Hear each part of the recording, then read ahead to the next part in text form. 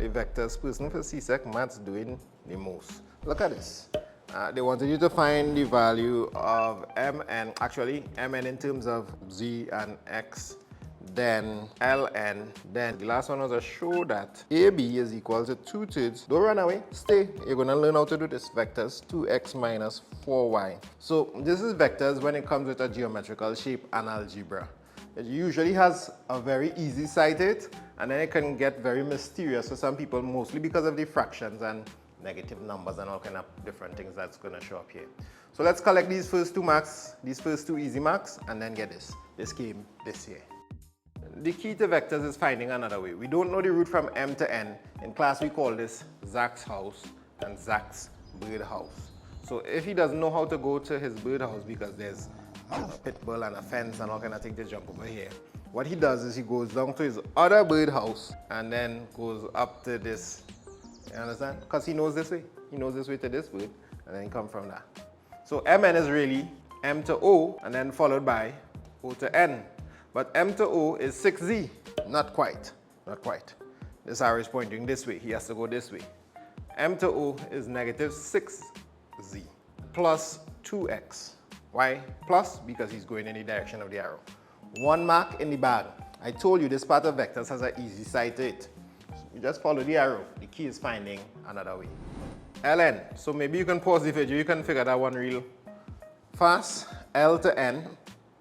We don't really know this route. I know the m to n because I just found that.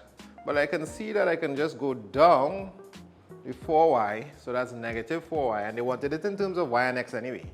And then go up the same 2x and I would have reached n. So negative 4y plus 2x.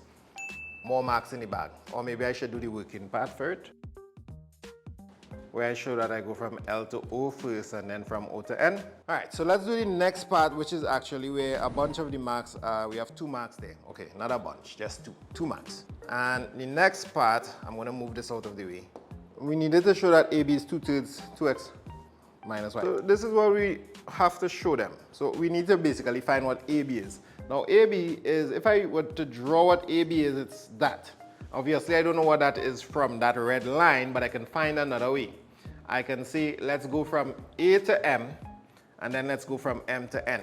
So what I didn't show you yet in the question is this information was given. L to A and A to M is in the ratio 1 to 2. Similarly, M to B and B to N is in the ratio 2 to 1. That means L to A to M is 2 times that. So it's almost like if you can divide it in 3 like this, both of them. So what I'd suggest is A to M is 2/3 of the way from L to M. All I need to do is find out what L to M is. M to N, I did that in the question before, so I have that. So let me just find out what L to M is. L to M is the same as L to O, and then I need to go back from O all the way to M, which means it's 4y, negative 4y actually, and then I need to add that 6z, like that. But I want 2/3 of the way. I'm actually looking for A to M. So A to M is 2/3 of negative 4y plus 6z. Great. Now I want M to be. M to be is actually 2/3 of M to N. What was M to N again? Negative 6z plus 2x. I'm already seeing the answer falling out here. Remember what we're trying to prove, that A to B is the same as 2/3 of 2x minus 4y. Minus 4y plus 2x, the z's cancel. That's what I'm seeing going on there. But let's make it official and put it in words.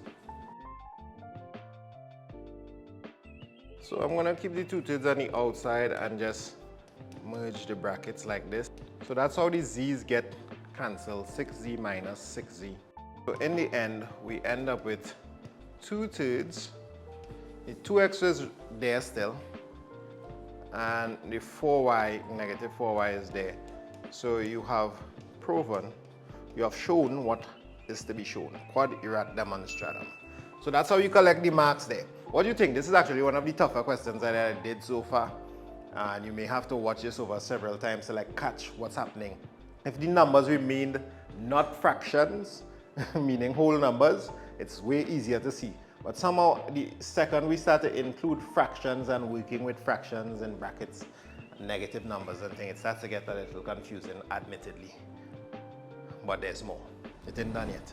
Because the last part for 2 marks asks us, based on the results in part 2, state 2 geometric properties. Now they said state, and because this video is already long, I won't explain. One is that they are parallel. They want the 2 geometric properties of L to N and A to B.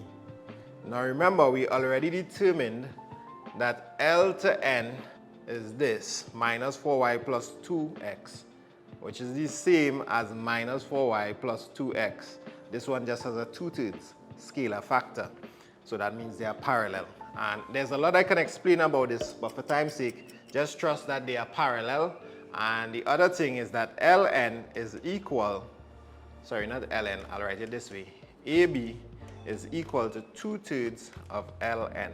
So this is a reduction of scale factor. 2/3 fractional scale factors cause reductions when you're dealing with enlargements, right? So Ln is actually an enlargement of AB, but AB is a reduction of Ln.